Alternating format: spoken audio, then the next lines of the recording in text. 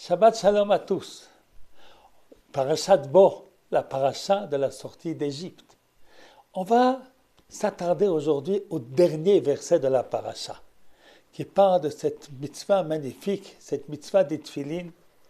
Et dans le dernier verset, on parle des tefillin du bras et des tefillin de la tête.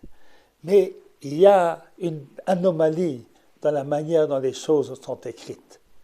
À propos des tefillin shel yad, eh bien, la Torah nous dit qu'il faut les mettre sur la main. En hébreu, ta main, ça s'écrit Yud Dalet Kaf. Et ici, ça s'écrit Yud Dalet Kaf Hei, qui peut se lire Yad Keha, la main faible. Et de là, on a appris nos sages qu'il faut mettre les tefillin sur la main gauche. Et le mot Totafot, eh bien, nos sages nous ont dit, ce mot bizarre, ce mot inconnu, au bataillon, eh bien, qu'il est fait de deux fois deux mots, tat et pat, qui signifieraient dans de langues étrangères deux et deux. Deux et deux, ça fait quatre. Eh bien, les tefillin shel rosh, eh bien, on les met dans quatre boîtiers différents. Qu'est-ce que nous enseignent ici les sages comme leçon pour nous tous?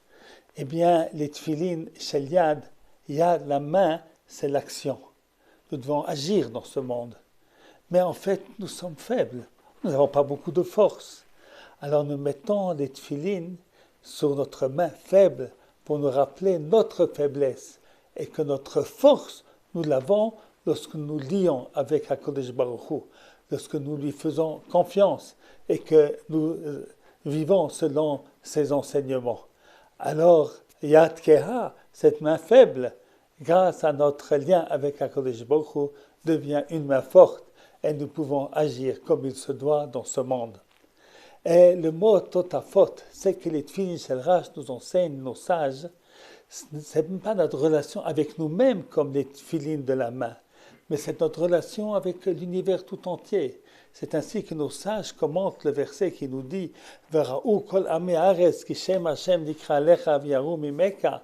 Toutes les nations de la terre, eh bien, verront que le nom de Dieu est inscrit sur toi et te craindront.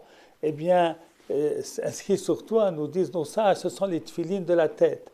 C'est-à-dire que les tefillin de la tête, c'est notre manière de communiquer avec les nations. C'est donc dans quatre boîtiers différents, quatre maisons différentes qui représentent chacune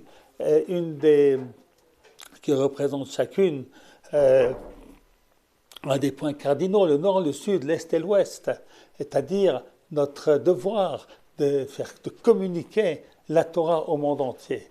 Et c'est ainsi que que la Torah a utilisé des mots de langue étrangère pour nous enseigner combien il y a une dimension du judaïsme de communiquer la Torah à toutes les nations, aux quatre coins cardinaux de la terre. Eh bien, nous voyons dans ce dernier verset que notre sortie d'Égypte, eh bien, si nous nous lions avec HaKadosh Baruch Hu, nous avons la force de pouvoir agir et nous pouvons également donner un message au monde, le message de la Torah à l'univers tout entier. Shabbat Shalom à tous.